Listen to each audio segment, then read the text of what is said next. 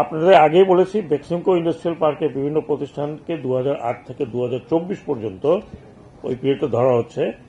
জনতা bank সহ বিভিন্ন bank হতে ঋণ প্রদানের দায়ে, যেটা আগে বলেছে, জড়িত প্রত্যেককে আইনের আওতায় আনা হবে, তিনি দেশে থাকেন বা বিদেশে থাকেন।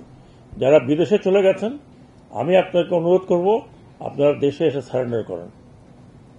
আর যদি মনে করেন যে এইভাবে চলে যাবে, but I don't think that is going to happen in next how many years, আল্লাহ জানে। দেয়ারফর আপনারা সারেন্ডার করেন, ফেস দি ইনকোয়ারি। আপনার যদি দোষ থাকে তাহলে এটা আপনাকে অ্যাকসেপ্ট করতে হবে। আপনারা যদি ইনোসেন্ট হন তাহলে কিন্তু আপনি বিদেশে থাকবেন। আপনি অনেকে সিটিজেনশিপ কিনেছে, আই ডোন্ট নো কি আইন, সেই সিটিজেনশিপ হলেও বাংলাদেশের আইনে প্রযোজ্য হবে বলে আমি মনে করি।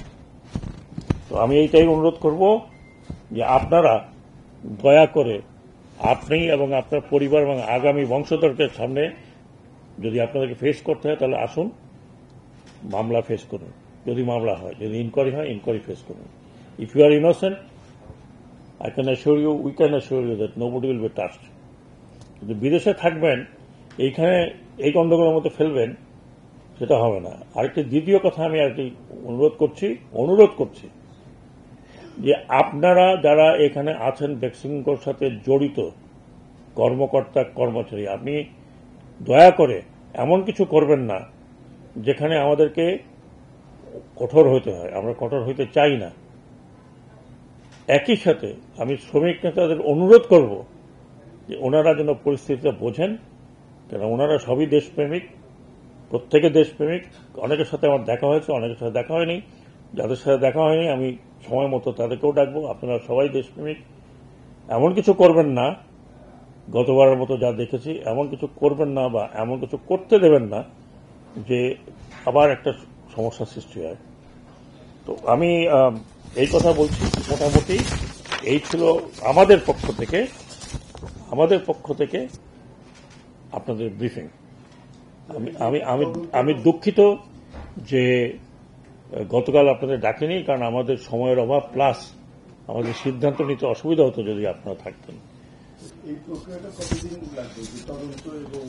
সেটা আমি ঠিক বলতে পারবো না, কারণ এটা তো আপনার মিনিস্ট্রি অফ ফাইন্যান্স করবে এবং বাংলাদেশ ব্যাংক করবে।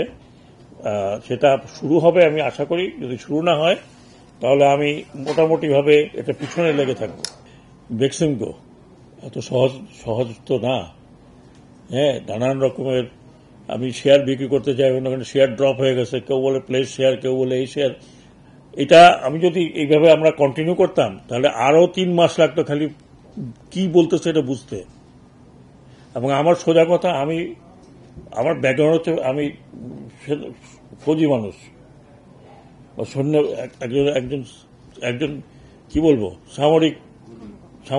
আমি এত ভাই আইন টাইন খুব কম বুঝি।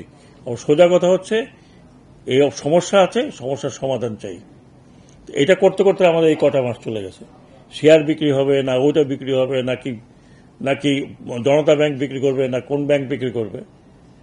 So our decision is let's pay them, ন্যায্য পাওনা সবার দেই এবং বন্ধ করি, তারপরে দেখা যাবে কি হয়।